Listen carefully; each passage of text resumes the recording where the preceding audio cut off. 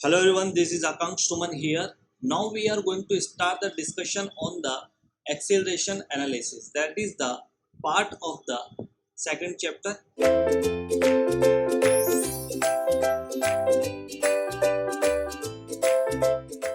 In the first part, we discussed velocity analysis, in which we have discussed the instantaneous center method in order to finding out the angular velocity. Okay, that means the relative velocity of between the links. And we have discussed the theorem of angular acceleration, sorry, theory of angular velocity and the Kennedy's theorem.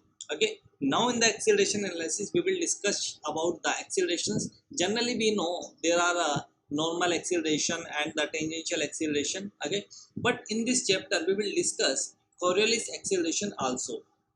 From exam point of view, it is important to know about the Coriolis accelerations, because if the questions comes from the acceleration chapter in the theory of machine, the the probability of the Coriolis accelerations question is maximum.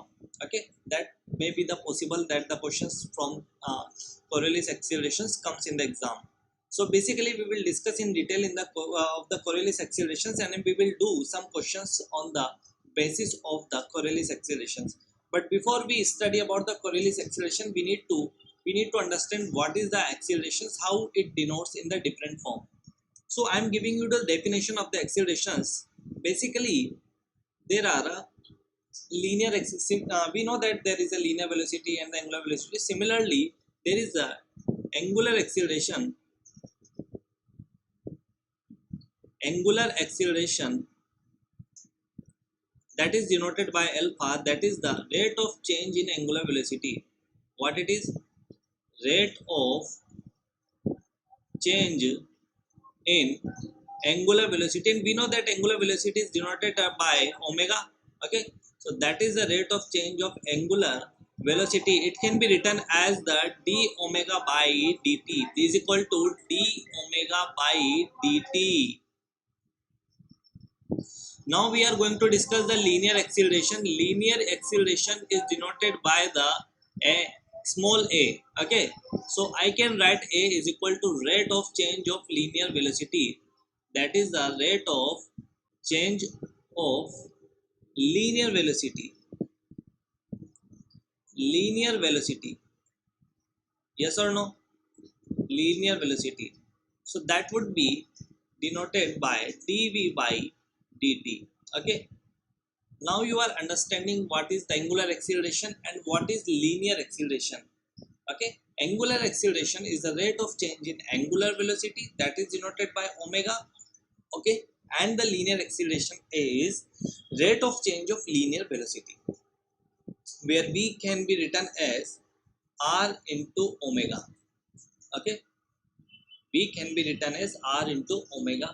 Okay, now we need to understand that this is the omega, which is represented by the which is the unit of omega is radian per second. So what would be the unit of the angular accelerations? That would be radian per second square, yes or no? And we know that the unit of velocity is meter per second, so unit of acceleration would be meter per second square. So that is the units, okay, of angular acceleration and the linear acceleration. Now we will discuss the different types of linear accelerations. Now see here, it is a link which is going to be rotated about a point A. This is a point A, you can see here. The link is going to be, this is a rigid link, this is going to be rotated into the anti-clockwise direction. Okay, the direction of omega is anti-clockwise direction. Okay, now see here, it is not necessary that alpha, that means angular acceleration, would be in the direction of omega. It may be in the direction of omega, it may be opposite to the direction of omega. That means if omega is in clockwise direction, alpha may be in clockwise and alpha may be in anti-clockwise.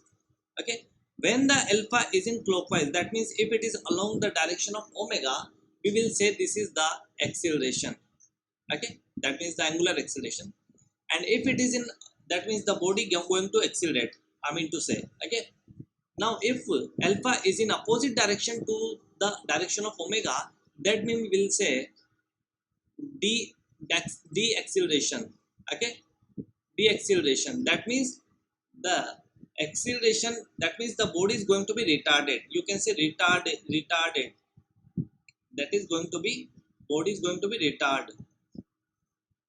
retardation, you can say. Okay, so now you will understand that in the diagram, however in the diagram omega and alpha both are in the same direction. Okay, see here, when this point, I'm going to consider this as a point P. You can consider any point on the link, any point on the link anywhere. Okay, so we are taking random points on the link that is denoted by P. Okay, at point P, since there is a angular velocity in the anti-clockwise direction, and similarly when we are discussing acceleration we need to consider alpha. Okay, and alpha is also in that direction, that means in the anti-clockwise direction. So in the direction, and the anti-clockwise direction, since the alpha is in the anti-clockwise direction, we will say tangential acceleration would be in that direction, that means the perpendicular to the link, but the direction would be anti-clockwise, that means like that. Here if alpha is in that direction, the tangential acceleration would be in that direction. Are you getting my point? Since alpha is in that direction, so at would be in that direction, and it would be perpendicular to the link, that would be perpendicular to the link. Okay, this link having no motion. Okay, this link having zero velocity. Okay, there is no motion, there is no movement at point A here, so this is basically having zero velocity and the zero acceleration, but that point will be having tangential acceleration, and tangential acceleration would be in that direction. Okay, in which alpha is going to be rotated, that means the body is rotating in the with the alpha angular acceleration in that direction. So that is at. And how we can denote the tangential acceleration, I'm going to show you the formula of tangential acceleration. That is the tangential acceleration, and it can be written as ATPA. Okay, that would be considered as R alpha. We generally know that tangential acceleration can be written as R alpha. Okay, where alpha is d omega by dt, we know that, but in the question alpha is given as alpha, so we can write R alpha. What is the R? R is basically the distance from the point about which it is going to be accelerated. Okay, so this is the PA, this is PA and alpha. Okay, now this is PA and alpha. Alpha for what? Alpha PA.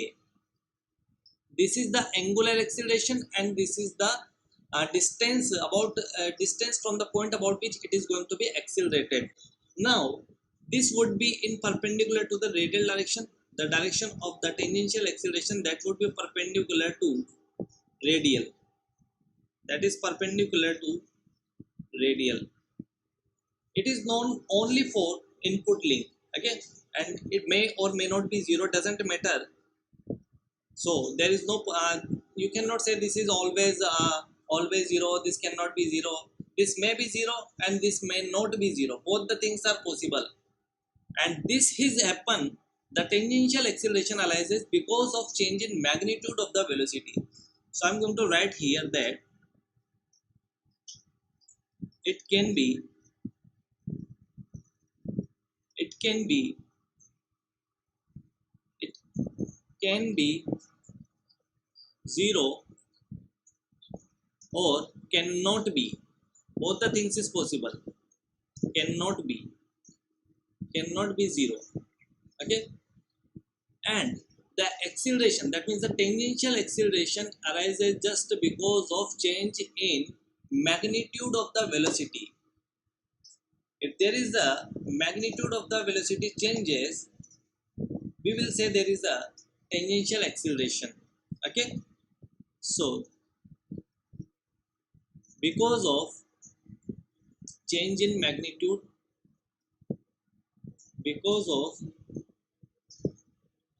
change in, you need to learn these things. Okay, this is basically the most important things you must know about the tangential acceleration.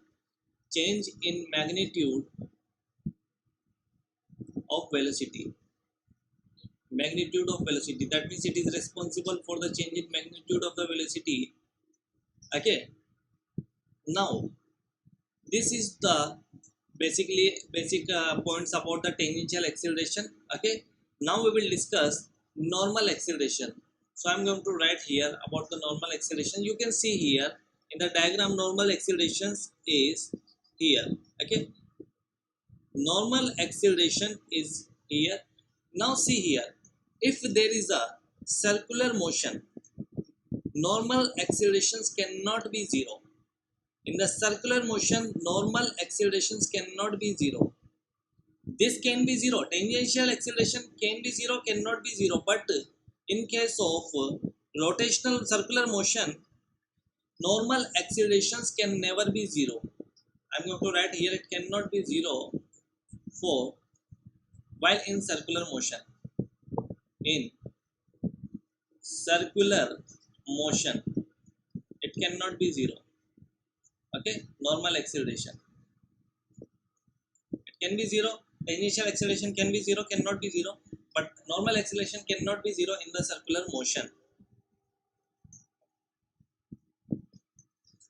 So when tangential accelerations can be zero, if alpha becomes zero. Alpha becomes zero means alpha is equal to d omega by dt. If there is a angular velocity which is constant, then we can say alpha is equal to 0, radial acceleration 0, and as the radial accelerations become 0, tangential accelerations would be equal to 0. Okay, whether it is in the circular motion doesn't matter. Okay, and omega is equal to d theta by dt. As the theta is changing, omega will be changing, but if omega is constant, acceleration, angular acceleration will be angular acceleration will be 0. Okay, because this is d omega by dt. And here we have seen that the tangential acceleration is responsible for the change in magnitude of the velocity. Okay, so here I'm going to write that normal acceleration, about normal acceleration, this is because of change in direction of velocity, change in direction of velocity. This acceleration arises because of change in direction of the velocity. So that is why I am saying when the body is in circular motion, normal accelerations cannot be zero, because as the body is in circular motion, it is continuously changing the direction of it. Okay, at that point direction is in that direction, at that direction of the velocity in this direction, and here direction would be like that, the direction would be like that. So continuously the direction of the velocity is going to be changed. So as the direction of velocity is changing, that means there will be the normal acceleration. Are you getting my point? So that is about the tangential acceleration as well as the normal acceleration. Now as you find out the tangential acceleration and the normal acceleration, since here in the diagram you can see that tangential acceleration is perpendicular to the link PA and normal acceleration is along the radius towards the point A. So that would be the total acceleration somewhere between them. Okay, somewhere between them there will be the total acceleration. And how can we find out the total accelerations? Because tangential acceleration and the normal accelerations both are perpendicular to each other, and we know that how we can find out the total acceleration. So let me tell you how we can find out the total accelerations. So that is total acceleration denoted as a, that would be equal to, how we can find out, that is a normal square plus a tangential square. So we can find out the total acceleration like that, because normal acceleration and the tangential accelerations both are perpendicular to each other. And what is the formula of normal accelerations? That is the normal acceleration, and the formula for normal acceleration is p square upon pa. Okay, are you getting my point? See here, that is the pa. So that is the radius, that is b square, velocity square upon pa. It can be considered as a radius if it is in circular motion. Okay, so this is the normal accelerations, and I already told you about the tangential acceleration formula. What it is? Tangential accelerations denoted at is equal to r alpha. Okay, so these two formulas you must have to remember. Okay,